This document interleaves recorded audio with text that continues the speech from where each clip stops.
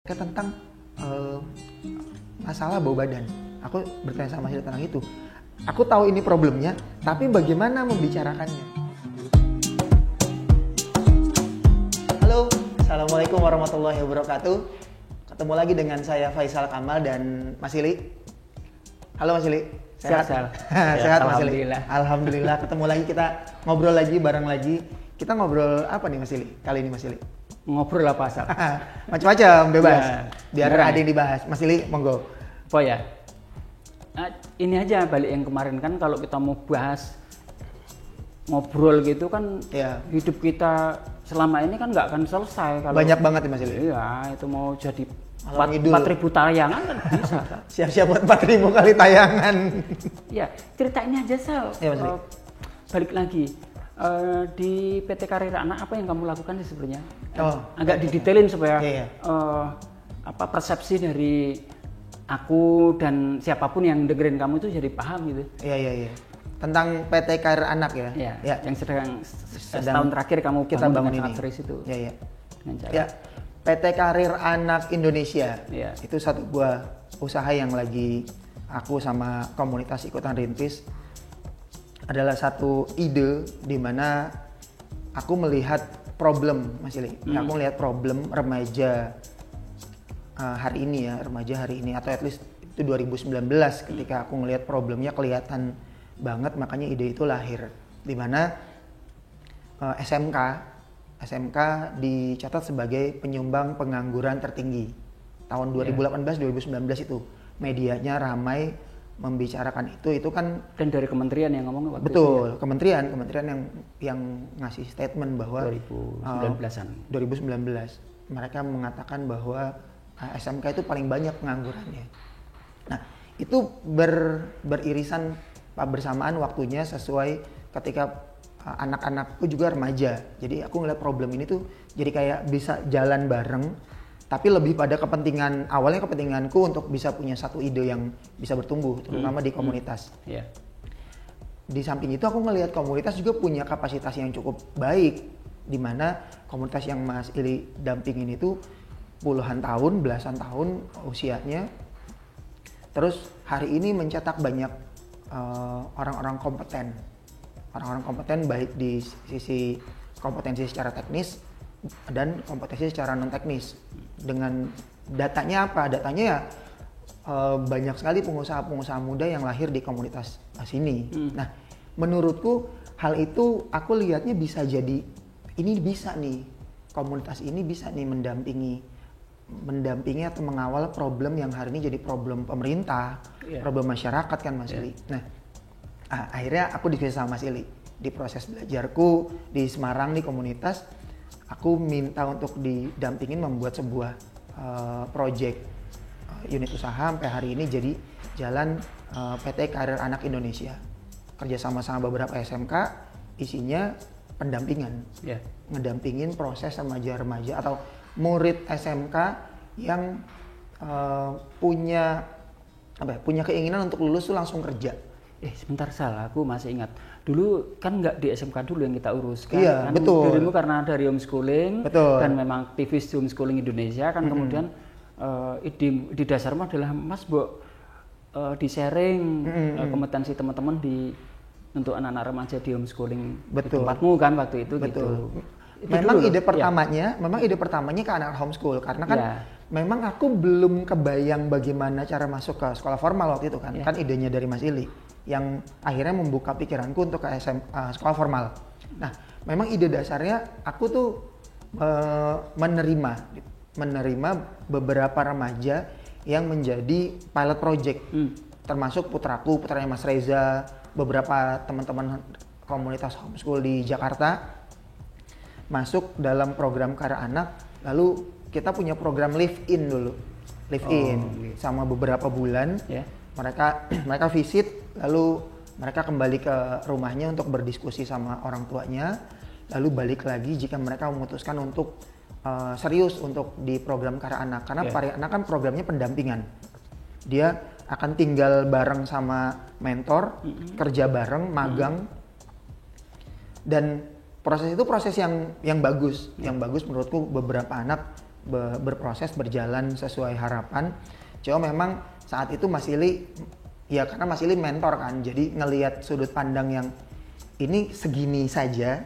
Karena Mas Ili bilangnya bahwa kalau ngomong homeschool, ya kamu memang orang di homeschool. Kamu jagonya.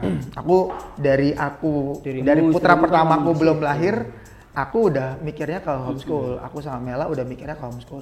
Nah, Mas Ili melihat problem yang lebih besar secara prospek bisnis. Mas Ili melihatnya bahwa ini nih bisa diperluas dengan bekerja sama instansi formal. Nah, akhirnya aku justru dari ide yang dicetus Mas Ili itu aku beneran bisa bergerak sampai hari ini. Hari ini ya alhamdulillah banyak anak-anak remaja SMK yang hari ini ada di dalam Karya Anak, dampingannya Karya Anak bersama komunitas. Ya 2 tahun ini ya lebih 100 orang sih Mas Ili.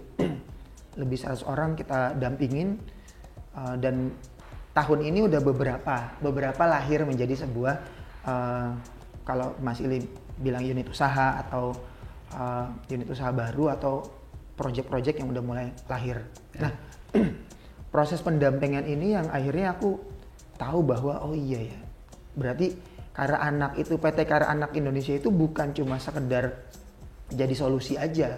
Bukan jadi cuma servis pendidikan gitu ya, bukan hanya belajar teknikal. Betul. Jadi bukan cuma sekedar kita punya servis ke sekolahan selesai gitu. Ternyata enggak.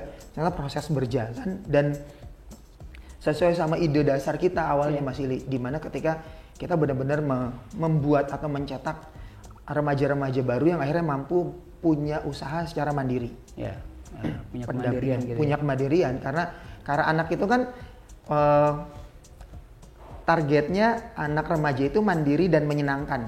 Bahasa menyenangkannya kan sangat luas, tapi bahasa kemandirian itu yang terus kita uji ke mereka. Dan hari ini alhamdulillah banyak anak-anak yang sudah mulai bisa punya unit usaha, ngebangun pendampingan bersama komunitas, dan akhirnya komunitas dan PT Karya Anak Indonesia itu menjadi sebuah inkubator. Pada akhirnya sekarang jadi inkubator pada akhirnya bukan hanya sebagai bagian servis pendidikan teknikal, misalkan belajar bagaimana bisa cari uang atau cari cuan lewat digital dolar gitu misalkan nggak cuma itu ya, bukan cuma sekedar cari dolar. Pada akhirnya sampai ke inkubasi inkubasi, sampai ke pendampingan. Betul, akhirnya bukan cuma sekedar cari uangnya, tapi memang betul-betul membuat anak-anak ini mampu kan. Kalau cuma sekedar menjadi karyawan, menurutku itu terlalu sederhana prosesnya. Di komunitas karyawan ratusan, banyak banget, dan sangat mudah ngelihat cuma sekedar hire lalu mempekerjakan, menurutku terlalu mudah. Tapi komunitas punya kemampuan untuk menginkubasi anak-anak, bahkan anak desa kan. Hari ini kita ambil anak dari Tengaran, pinggirnya Salatiga, Kabupaten Semarang. Hari ini kita inkubasi ide-idenya, keinginannya, bahkan kita kawal mimpi-mimpinya beberapa untuk punya achievement yang hari ini alhamdulillah seneng Mas Ili nemu prosesnya. Aku ngerasain sih bahwa pada akhirnya PT Karya Anak itu bisa jadi kesempatan bukan hanya anak-anak urban. Anak urban karena PT Karya Anak dimulai dari Semarang, tentu saja itu udah jadi bagian target kita ya untuk ke teman-teman urban ya. Tapi kemudian bisa bermanfaat untuk teman-teman rural kan, di daerah-daerah, di desa-desa bahkan. Bukan ya sangat desa. Aku bilang kalau Tengaran itu kan desa. Benar Mas Ili, Tengaran desa, dan memang kan kita melihat lokasi-lokasi itu kan yang tidak terjamah sama teknologi ya. Maksudnya teknologinya minim sekali bisa diakses sama mereka. Gini, mungkin teknologinya terjamah ya, karena kan YouTube sudah seperti sekarang. Setuju. Cuman ketika sudah ngomongin pendampingan itu menjadi soal yang berbeda.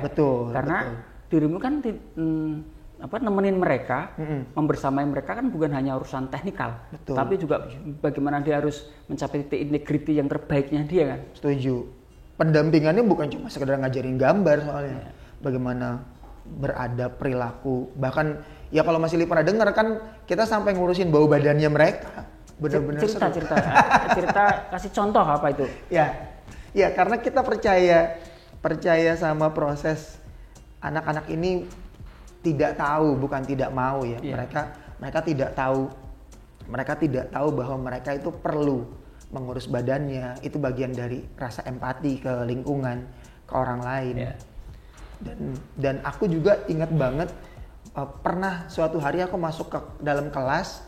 Itu kelas siang hari, udah makan siang kan. Jadi itu pengalaman banget aku sama beberapa mentor dulu masuk ke ruangan. Aku ngerasain ruangannya AC. Tapi itu bukan cuma sekedar hawa. Aku bayangin yang kamu rasakan. aku sampai keluar terus bilang ke teman-teman, parah ini bukan cuma sekedar bau tapi perih matanya, aku bilang. Saking aku sampai keluar dan bilang, gila ini gimana cara berkomunikasi sama mereka ya. Makanya aku sempat komunikasi sama Mas Ili, bagaimana Mas Ili berbicara sama mereka tentang masalah bau badan. Aku bertanya sama Mas Ili tentang itu. Aku tahu ini problemnya, tapi bagaimana membicarakannya? Lah salah, aku ngurusin kayak gini kan lebih dari 20 tahun. Yang aku ngurusin anak-anak urban yang kaum miskin, yang pastinya bau badannya udah macam-macam ya? Sangar. Iya.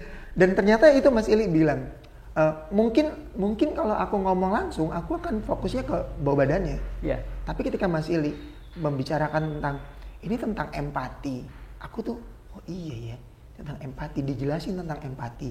Bagaimana kita menyenangkan orang lain atau bagaimana kita tidak suka jika ada sesuatu yang tidak menyenangkan datang ke kita. Dan seperti itulah kita mesti melakukan ke orang lain. Terus aku, oh iya ya, ini cara komunikasinya. Akhirnya dari kasus-kasus itu banyak kasus lain yang akhirnya kita masuknya ke ruang-ruang itu. Bagaimana kecerdasan ruang, kecerdasan waktu, kecerdasan empati, dan itu kan jadi dasar komunitas. Dan itu basically yang harus diajarkan dulu ya. Pertama kecerdasan ruang dulu. Bagaimana harus teman-teman muda ini paham apa sih namanya cerdas ruang itu. Terjemahin. Terus selanjutnya ruang, waktu, kecerdasan waktu dan kecerdasan empati. Ruang aja kita ngobrolnya bisa banyak banget nih membahas kecerdasan-kecerdasan yang ada di komunitas yang Mas Ili dan teman-teman di komunitas kawal sampai jadi kayak gini. Itu kan proses yang panjang sih Mas Ili, belasan tahun ya Mas Ili. 20 tahun lebih. 25 tahun 25 lah. tahun. Ya. Ngawal remaja-remaja sampai sebesar ini. Ya, itu dari aku cerita tentang prosesnya Kar Anak Mas Ili. Proses awal terciptanya Kar Anak, ide dasarnya aku punya problem karena putra pertamaku yang sempat di part kemarin kita bahas itu kan berarti 2 tahun lalu kan. Di hari ini alhamdulillah Mas Ili tadi cerita bahwa habis lebaran dia akan dibikin satu unit usaha baru, rintisan yang baru, terus berarti 2 tahun ya. Makanya aku ingat Mas Ili tuh suka bilang di sini tuh sabarnya 2-3 tahun berproses. Ya kan waktu dirimu sama kita barengan waktu datang ke rumah Sasong kan aku bilang, Sal kalau misalkan kita bareng-bareng belajar, dirimu 2 tahun tidak dapatkan sesuatu ya kita sepertinya mungkin tidak berjodoh. Setuju. Atas kemungkinan rezeki itu. Betul. Akadnya 2 tahun. Iya kan waktu itu gitu kita. Benar. Dan itu fair aja, kita saling ukur soalnya kan. Setuju. Hidup itu kan harus saling ukur dan itu hal yang paling simple yang paling dimiliki manusia kan verifikasi, tabayun, mempertanyakan kepada diri sendiri layak lanjut nggak berhubungan dengan seseorang atau dengan komunitas, kan gitu ya. Betul. Makanya memang melewati 2 tahun pertama itu jadi milestone ya, jadi langkah layak nggak nih 2 tahun untuk dilanjutin lagi. Makanya ketika 2 tahun Mas Ili, aku lapor ke Mas Ili udah 2 tahun, Mas Ili ngajak ngobrol lagi, aku, Mas Ili, Mbak Rin waktu itu sama Mela berempat kita ngobrol. Gimana? Terus aku ngerasa, iya 2 tahun tuh ternyata ketika kita sibuk ngebangun sesuatu tuh nggak kerasa dan belum jadi apa-apa. Belum 2 tahun tuh kalau di bisnis mah baru si bayi. Bener ya masih orok banget kan. Iya. Apalagi Mas Ili tentang karir anak yang masih perlu kita bahas. Iya, banyak sih Zal. Banyak banget. Cuman mungkin pelan-pelan ya. Iya pelan-pelan. Satu. Waktunya? Kayaknya kita cukup dulu yang pertama, kita cukup dulu sesi ini ya. Kita cukup sesi ini, nanti kita lanjut lagi diskusi selanjutnya. Bisa jadi tentang karya anak lanjutan tadi tentang kesadaran-kesadaran atau kita ke tema yang selanjutnya. Siap. Oke, sip. Terima kasih teman-teman udah bersama kami. Kita lanjut lagi ke sesi selanjutnya. Assalamualaikum warahmatullahi wabarakatuh. Waalaikumsalam warahmatullahi wabarakatuh.